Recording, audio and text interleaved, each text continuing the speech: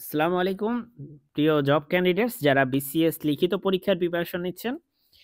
আজকে আমরা আলোচনা করব নৈতিক রাষ্ট্রের ধারণাটি সংক্ষেপে বিবৃত করুন। এটি ৪৩তম বিসিএস এ আসা একটি প্রশ্ন। নৈতিক রাষ্ট্র বা মোরাল স্টেট যে রাষ্ট্র সিদ্ধান্ত গ্রহণের ক্ষেত্রে নৈতিক আচরণ করে এবং ন্যায় অন্যায় বিবেচনা করে সিদ্ধান্ত গ্রহণ করে, সেই রাষ্ট্রই নৈতিক রাষ্ট্র। নৈতিক রাষ্ট্র সামাজিক, রাজনৈতিক ও অর্থনৈতিক ক্ষেত্রে সর্বজনীন মূল্যবোধ চর্চার উপর বিশেষ গুরুত্ব আরোপ করে।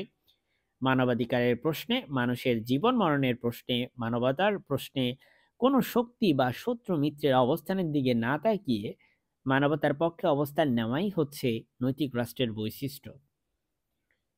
নৈতিক রাষ্ট্রের বৈশিষ্ট্য নাম্বার 1, নৈতিক রাষ্ট্র রাজনৈতিক ক্ষমতা এবং ব্যক্তিগত স্বাধীনতা উভয় রক্ষা করে।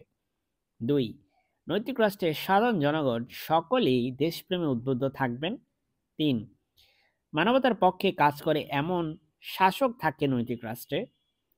4, নৈতিক রাজনৈতিক ব্লকে যেসব রাষ্ট্র নীতির মধ্যে থাকে সেসব রাষ্ট্রের পক্ষে থাকাই নৈতিক রাষ্ট্র।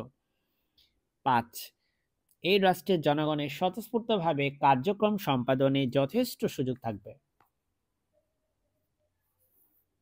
6, নৈতিক রাষ্ট্রে সুনির্দিষ্ট লক্ষ্য সংবলিত শক্তিশালী প্রতিষ্ঠান থাকবে।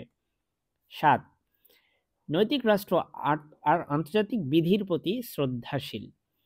উদাহরণস্বরূপ, ইউক্রেনের রাশিয়া আক্রমণের বিরোধিতাকারী রাষ্ট্রসমূহ নৈতিক রাষ্ট্রের অন্যতম উদাহরণ। আবার গাজা যুদ্ধে ইসরায়েল আগ্রাসন বিরোধী রাষ্ট্রসমূহ নৈতিক রাষ্ট্র। আজকে আলোচনা এই পর্যন্তই। আসসালামু আলাইকুম।